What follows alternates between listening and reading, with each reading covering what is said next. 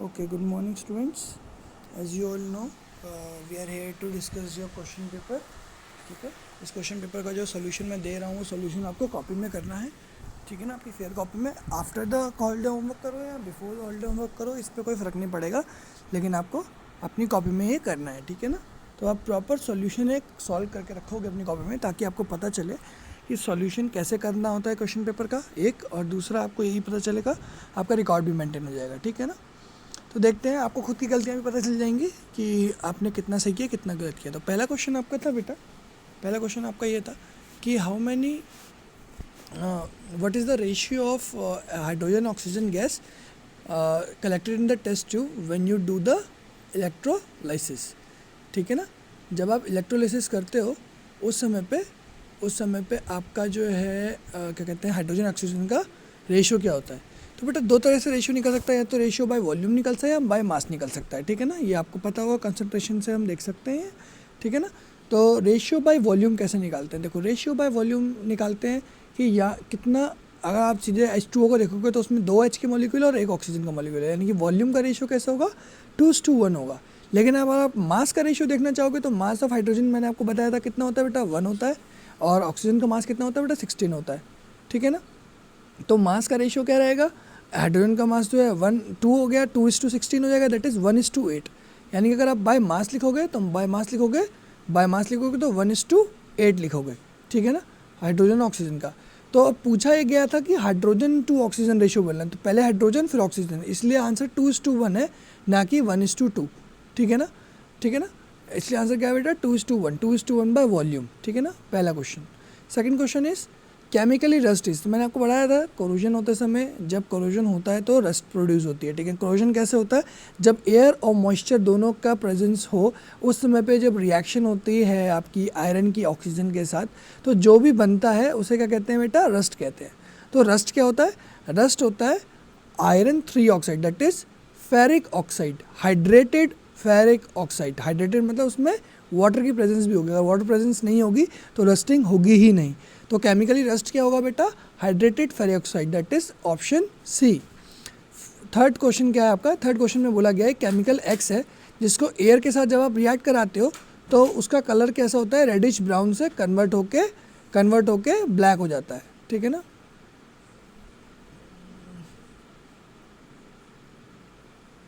Sorry, अच्छा, okay. Question दिया हुआ है, element X on exposure to moist air turns reddish brown and new compound Y's form. मतलब आप सॉरी, इसमें मैंने उल्टा देख लिया, ये आंसर बेटा गलत है यहाँ पर. आंसर इसका होगा बेटा, थर्ड का आंसर होगा बेटा A, X is Fe and Y is Fe2O3. ठीक है ना, थोड़ा गलत लिख दिया यहाँ पर मैंने, X is not Cu, X is Fe and Y is Fe2O3. ठीक है ना, क्वेश्चन गलत देख दिया. ठीक है ना, तो क्या होगा बेटा आंसर, इसका आंसर होगा बेटा ए, ना कि सी. इसका आंसर क्या होगा बेटा, ए होगा, सी नहीं होगा. ठीक है ना, इसका आंसर क्या होगा बेटा, इसका आंसर होगा ए, इसका आंसर होगा ए. ठीक है ना, सी नहीं होगा. ठीक है, सी नहीं होगा, ए होगा इसका आंसर. ठीक है ना, तो ये थोड़ा गलत हो गया यहाँ पर, यहाँ ध्यान देंगे इसको. ठीक है ना, ये आंसर क्या होगा बेटा, ए होगा आंसर. ठीक है ना, थर्ड का आंसर होगा ए. एक्स जो होगा आपका आयरन होगा, और वाई Fe2O3 होगा, क्योंकि आयरन कैसा होता है बेटा, स्टार्टिंग में ब्लैक कलर का होता है, जब वो ऑक्सीजन के साथ रिएक्ट करता है तो रस्ट बनती है, और रेडिश ब्राउन कलर की बनती है ना, जो रस्ट होती है वो, तो रस्टिंग का ही ये क्या एग्जाम्पल है. ठीक है ना, फोर्थ क्वेश्चन आपका है, फोर्थ क्वेश्चन इज, आपको क्या करना है, आपको ये बताना है कि कौन कौन सी रिएक्शन है. तो आपको दिख रहा है Na2SO4 BaCl2, इसमें आयन म्यूचुअल आयन एक्सचेंज हो रही है. ठीक है ना, Na कैसा NaCl के साथ बना रहा है, BaSO4 के साथ बना रहा है, तो ये कौन सी रिएक्शन है बेटा, डबल डिस्प्लेसमेंट रिएक्शन है. ऐसे अगली रिएक्शन में देखेंगे CO3 को हम लोग ब्रेक कर रहे हैं, यानी कि प्रोडक्ट एक है और रिएक्टेंट 2 है, तो ऐसे केस में कौन सी रिएक्शन होती है बेटा, डिकम्पोजिशन रिएक्शन. और डिकम्पोजिशन ज़्यादातर रिएक्शन कैसी होती है बेटा, एंडोथर्मिक होती है नेचर में. ठीक है ना, अगला क्वेश्चन वही है, what is exothermic and endothermic. Endothermic क्या होता है बेटा, एक्सोथर्मिक होता है जिसमें हीट रिलीज होती है, और एक्सोथर्मिक क्या होता है जिसमें हीट एब्जॉर्ब होती है फ्रॉम द सराउंडिंग, मतलब सराउंडिंग से या तो हीट लेता है या फिर सराउंडिंग में हीट देता है. अगर सराउंडिंग में हीट देगा तो क्या होगा बेटा, एक्सोथर्मिक, और लेगा तो क्या होगा, एंडोथर्मिक. तो एग्जांपल्स मैंने देखा बताए हैं, C+O2 gives CO2 plus heat. ठीक है ना, तो प्लस हीट, यानी कि जब प्रोडक्ट में मैं हीट लिखूंगा यानी कि हीट लिबरेट हो रही है, दैट इज रिलीज हो रही है. ठीक है ना, और सेकंड में मैंने लिखा CO3 में हीट दी गई है, ठीक है ना, इट इज़ हीटेड, यानी कि इसमें एब्जॉर्ब हो रही हीट, ठीक है ना, और क्या बन रहा है, CaO और CO2 बन रहा है, ये क्या बेटा एंडोथर्मिक रिएक्शन है, ठीक है ना, ऐसे लिख सकते हो आप। 6th क्वेश्चन क्या है आपका, आपको लिखना था what is respiration, why respiration is considered as exothermic reaction, और इक्वेशन क्या होती है। तो पहले मैंने इक्वेशन लिख दी, तो इक्वेशन से पता चला कि एक्सोथर्मिक रिएक्शन इसलिए है क्योंकि इसमें हीट इवॉल्व हो रही है, जो कि हमने पहले डिस्कस किया था अभी। क्योंकि क्या होता है बेटा, इसमें ग्लूकोज हमारा ऑक्सीजन के साथ रिएक्ट करता है और कार्बन डाइऑक्साइड और वाटर बनाता है, उसके साथ बहुत सारी हीट रिलीज़ करता है, यानी कि एक एनर्जी रिलीज़ करता है, जिस एनर्जी को हम यूज़ करते हैं अपने day to day life work करने में, ठीक है ना। इसलिए क्या है, इसको क्या, रेस्पिरेशन को हम लोग क्या कहते हैं बेटा, एक्सोथर्मिक रिएक्शन कहते हैं, ठीक है ना। नेक्स्ट क्वेश्चन क्या है बेटा, देखते हैं। अरे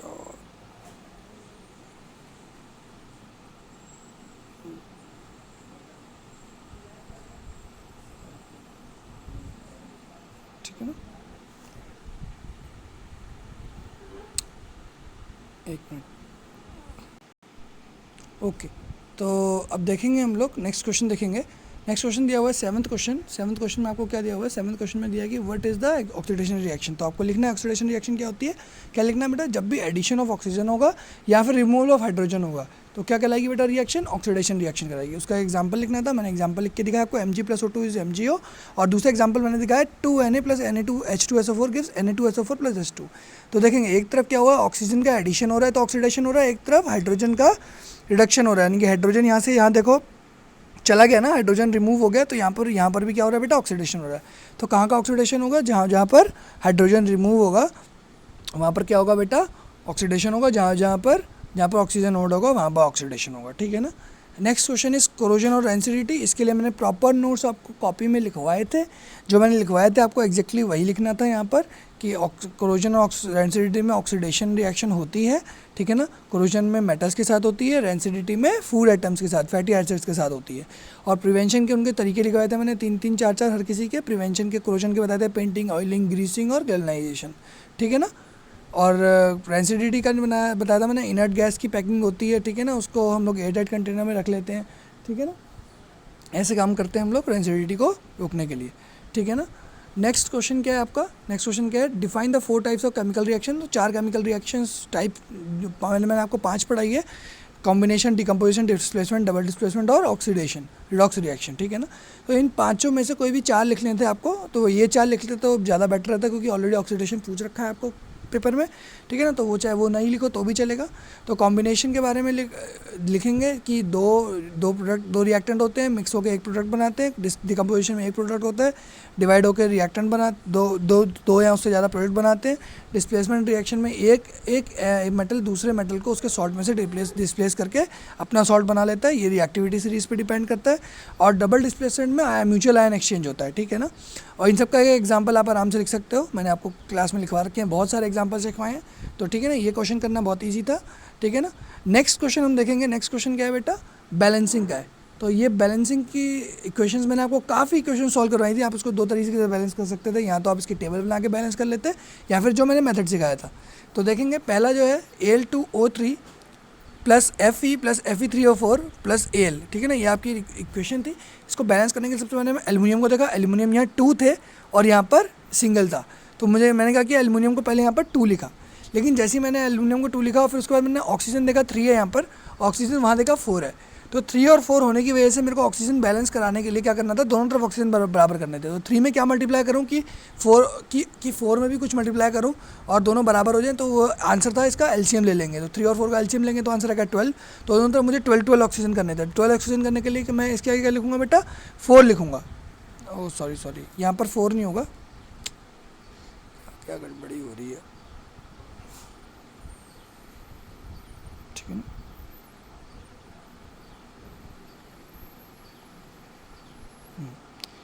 यहाँ 4 ना होके क्या होगा बेटा, 8 होगा। यहाँ क्या होगा बेटा, 8 होगा, यहाँ पर होगा 8, ठीक है ना। यहाँ पर आप क्या लिखोगे बेटा, 8 लिखोगे, ठीक है बेटा। चलो देख लेंगे, मैंने थोड़ा गड़बड़ी कर दी, क्योंकि 4 2 8 होना चाहिए, तो यहाँ पर 8 एल्युमिनियम है तो यहाँ पर भी 8 होना चाहिए, ठीक है ना। नेक्स्ट इज इसके बाद देखेंगे हम फेरस देखेंगे। अब मैंने ऑलरेडी यहाँ पर 3 लगा दिया है, तो 3 3 9 आयरन हो गया, तो 9 आयरन को 9 करने के लिए आयरन के आगे भी 9 लगाएंगे, ठीक है ना। तो जैसे ही यहाँ पर 4 लगाया, यहाँ एल्यूमिनियम के आगे 8 लगा देंगे, ठीक है ना। और बाकी देखेंगे आप, देखो एल्यूमिनियम कितने 8 हो गए, ऑक्सीजन आपके 12 हो गए, यहाँ भी 12 है, और आयरन आपके 9 है, तो यहाँ भी 9 है, 3 3 9 और टोटल 9 आयरन, ठीक है ना। तो ये वाली इक्वेशन बैलेंस होगी। नेक्स्ट इक्वेशन क्या है, KClO3 जो है वो क्या बना रहा है, 2KCl और 3O2 बना रहा है, ठीक है ना। अब ये 2 और 3 कैसे आया देखेंगे। पहले मैंने क्या देखा, K और K बराबर थे, मैंने चेंज नहीं करा, Cl बराबर थे, मैंने चेंज नहीं करा। उसके बाद मैंने देखा O3 है, यहाँ पर O2 है, और 3O2 को इक्वेशन में बैलेंस करने के लिए क्या करना पड़ेगा, उसको 3 से मल्टीप्लाई कर देंगे, यहाँ 6 आ जाएगा, और यहाँ पर 2 से मल्टीप्लाई करेंगे। जैसे ही यहाँ 2 से मल्टीप्लाई किया तो K और Cl दोनों 2 हो गए, तो KCl के आगे भी मैंने 2 लगा दिया, तो अब यहाँ पर ये बैलेंस हो गया। नेक्स्ट क्वेश्चन भी ऐसे ही है, NH4NO3 लिखेंगे, देखेंगे कितने बेटा N कितने यहाँ पे 2 है, NH4 का N है और एक NO3 का N है, N2 है, H4 है और O3 है। तो N2 यहाँ भी N2 बराबर, O यहाँ पर 3 है, यहाँ पर एक O है और यहाँ पर भी एक O है, ठीक है ना। अब कहीं पर मेरे को 2 लगाना पड़ेगा, क्योंकि यहाँ मैं अगर 2 लगाऊंगा तो ये इसको भी फिर चेंज करना पड़ेगा, तो यहाँ ऑलरेडी बैलेंस है N2, तो मैंने यहाँ चेंज नहीं किया। फिर मैंने देखा H4 है, यहाँ पर 2 है, यहाँ पर जैसे 2 लगाऊंगा तो यहाँ पर 2H2 हो जाएगा, जैसे 2H2 हो वैसे ही ऑक्सीजन भी कितने हो गए मेरे पास 2 हो गए, तो टोटल ऑक्सीजन कितने हो गए यहाँ पर 2 और 1 3 हो गए, यहाँ पर भी 3 है। तो देखा मैंने सब कुछ बैलेंस कर दिया है, ठीक है ना, यहाँ पर सब कुछ बैलेंस हो गया है, ठीक है ना। Next is NaHCO3 plus Na2CO3 plus H2O plus CO2, ठीक है ना। तो मैंने यहाँ पर देखा कि सोडियम यहाँ पर 2 है और यहाँ पर 1 है, तो मैंने यहाँ पर 2 लगाया सबसे पहले सोडियम के आगे। जो ही सोडियम के आगे 2 लगाया तो H2 हो गए, H भी यहाँ पर 2 है, यहाँ पर भी 2 है, बराबर आ गए अब, ठीक है। कार्बन यहाँ पर 2 दिख रहे हैं मेरे को, यहाँ पर Na2CO3 में एक कार्बन है और CO2 में भी एक कार्बन है, तो 2 कार्बन यहाँ भी हो गए, तो कार्बन में बैलेंस हो गए। और टोटल में ऑक्सीजन कितने बेटा 2 3 या 6 ऑक्सीजन है, तो यहाँ पर देखेंगे CO3 में भी 3 ऑक्सीजन हो गए, एक ऑक्सीजन हाइड्रोजन का हो गया और 2 ऑक्सीजन एक ऑक्सीजन वाटर का हो गया, 2 ऑक्सीजन के हो गए कार्बन डाइऑक्साइड के हो गए, तो 2 और 2 और 1 3 और 3 6, टोटल नंबर ऑफ ऑक्सीजन कितने हो गए बेटा 6 हो गए इधर और 6 हो गए उधर, ठीक है ना।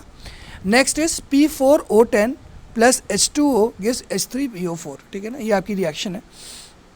तो P4 है, सबसे पहले P को 4 बनाना था, तो यहाँ पर 4 बनाने के लिए मैंने H के आगे एक 4 लगा दिया। जैसे ही मैंने H के आगे 4 लगाया तो H कितने हो गए मेरे पास 12 हो गए, ठीक है ना। यहाँ पर H कितने हैं बेटा 2 हैं सिर्फ, और H ऑक्सीजन यहाँ कितने हो गए 16 हो गए, तो 10 ऑलरेडी ऑक्सीजन यहाँ पे थे, यहाँ पर एक ऑक्सीजन था, 11 ऑक्सीजन थे। अगर मैं यहाँ पर 6 ऑक्सीजन और बढ़ा दूँ तो 16 ऑक्सीजन हो जाएंगे, तो 6 ऑक्सीजन बढ़ाने के लिए एक मैंने C6 लगाया, तो हाइड्रोजन भी बैलेंस हो गया और ऑक्सीजन भी बैलेंस होगी, and that's how your all the 5 equation are balance now, ठीक है ना। तो इसमें एक गलती है उसको याद रखेंगे, Al के आगे जो 4 लिखा है वहाँ पर क्या लिखोगे आप 8 लिखोगे, ठीक है ना। Al के आगे जो 4 लिखा हुआ है, Al के आगे जो 4 लिखा है बेटा, उसके आगे क्या लिखोगे आप, उसके आगे आप लिखोगे 8, ठीक है ना। यहाँ पर आप लिखोगे 8, क्या लिखोगे बेटा,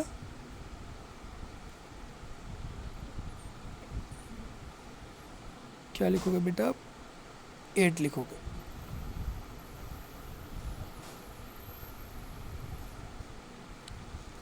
एट लिखोगे, ठीक है ना। यहाँ 8 लिख देना, तो मोटा क्यों हो रहा है,